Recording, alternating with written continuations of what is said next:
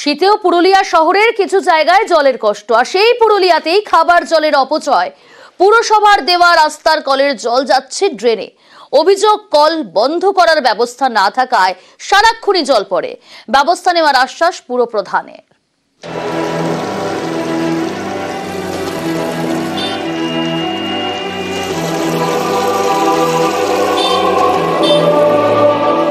রাস্তার পাশে পুরসভার কল।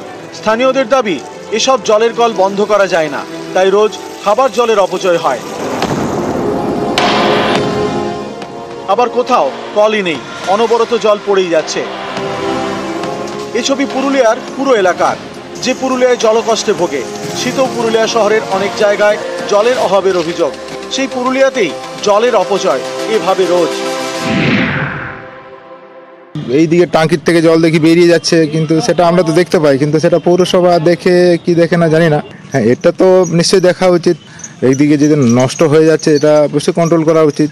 পৌরসভা তো ট্যাপের সিস্টেম করা উচিত। তো ট্যাপের সিস্টেম করলে ধরুন জলটা অন্তত সংরক্ষণ হবে, যে জলটা ভেস্ট হয়ে যাচ্ছে। সাধারণ মানুষেরও দরকার আছে যে যেসব জায়গাতে ধরুন জলটা নষ্ট হয়ে যাচ্ছে, তাদেরও একটা চিন্তা করা দরকার আছে যে তাকে জলটাকে কীভাবে বন্ধ করা দরকার।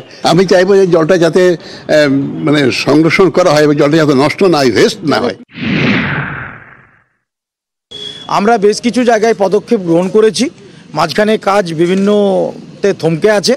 আমরা খুব শীঘ্রই আমাদের ডিপার্টমেন্টকে নির্দেশও দিয়েছি, বিভিন্ন জায়গায় নাগরিকদের কাছে আবেদন জানিয়েছি যে যেখানেই জল অপচয় হচ্ছে আমাদের হেল্পলাইনে ফোন করুন।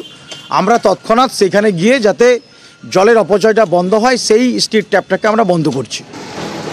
পুরুলিয়া থেকে ইন্দ্রজিৎ মণ্ডল, নিউজ 18 বাংলা।